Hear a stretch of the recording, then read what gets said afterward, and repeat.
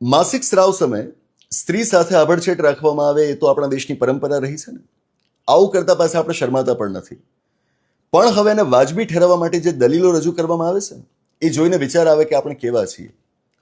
માસિક સ્રાવ સમયે મહિલાઓએ શા માટે મંદિરમાં ન જવું જોઈએ, શા માટે માસિક સ્રાવ સમયે મહિલાને મંદિરમાં જતી રોકવી જોઈએ?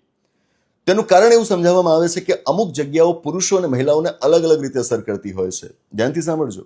જગ્યાઓ પણ પુરુષો અને મહિલાઓને અલગ અલગ રીતે અસર કરે. અમુક ચોક્કસ મંદિરમાં જો મહિલાઓ જાય તો એમની રિપ્રોડક્ટિવ હેલ્થ પર એની ખરાબ અસર પડે. એમના પીરિયડ્સ ડિસ્ટર્બ થઈ જાય. પીસીઓડી, એન્ડોમેટ્રિયોસિસ જેવા રોગ એમને થઈ શકે. ફર્ટિલિટીને પણ અસર પડી શકે. મતલબ કે બને કે બાળકને જન્મ જ ના આપી શકે. શું છે આ બધાના પ્રમાણ? કાંઈ પણ કહી દેવાનું. આ બધું જ પાછું વૈજ્ઞાનિક કારણો તરીકે રજૂ કરવામાં આવે છે. ધાર્મિક માન્યતાનું પણ ખરું છે. આમ ધર્મના ઠેકેદારો વિજ્ઞાનને કોસતા રહેશે, પણ જરૂર પડે ત્યારે વિજ્ઞાનના નામે જ પોતાની કુપ્રથાઓને એ સાચી સાબિત કરવા માટે આવી જશે. એ સાયન્સ નથી, એ સ્યુડો સાયન્સ છે, મિથ્યા વિજ્ઞાન. આ લોકો વાત એમ કરે છે કે મહિલાઓને મંદિરમાં પ્રવેશવા ન દઈએ તો એ ભેદભાવ નથી, એ તો એમને તકલીફોથી બચાવવા માટે અમે એવું કરીએ છીએ. It's not discrimination, it's protection as they claim.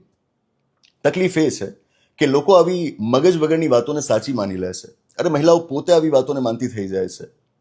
મને તો યુપીએસસીની તૈયારી કરનારા છોકરા છોકરીઓ મળ્યા છે કે જે આવી વાતોમાં માનતા હોય છે, અને સામાન્ય બુદ્ધિ પણ ન વાપરી શકતા એ છોકરા એવું જ માનતા હોય છે કે વૈજ્ઞાનિક વાત કરી રહ્યા છે. એક અનુરોધ, જો એવા મંદિર છે કે જ્યાં મહિલાઓને આવી બધી તકલીફ પડે તો એવા પણ મંદિર બનાવી દો ને કે જ્યાં આવી તકલીફો દૂર થઈ જાય. તમે બધું જ કરી શકો છો ને, તો કરી દો ને. આવું આર્કિટેક્ચર તો આખી દુનિયામાં ભારત સિવાય બીજે ક્યાંય નહીં હોય. આ ડિસમેનોરિયા અને એવી બીજી ઘણી બધી તકલીફો છે કે જેનો મહિલાઓ નિયમિત રૂપથી સામનો કરી રહી છે. એનું સમાધાન કેમ નથી આપી દેતા? સબરીમાલા મંદિરમાં 10 થી 50 વર્ષની ઉંમરની મહિલાઓના પ્રવેશ ઉપર પ્રતિબંધ હતો, કારણ કે સામાન્ય રીતે આ ઉંમરમાં એમને માસિક સ્રાવ થતો હોય છે. 2018માં સુપ્રીમ કોર્ટે મહિલાઓને મંદિરમાં પ્રવેશ આપવા માટેનો નિર્ણય આપ્યો. હવે આજથી સુપ્રીમ કોર્ટમાં એક કેસ ફરીવાર શરૂ થયો છે.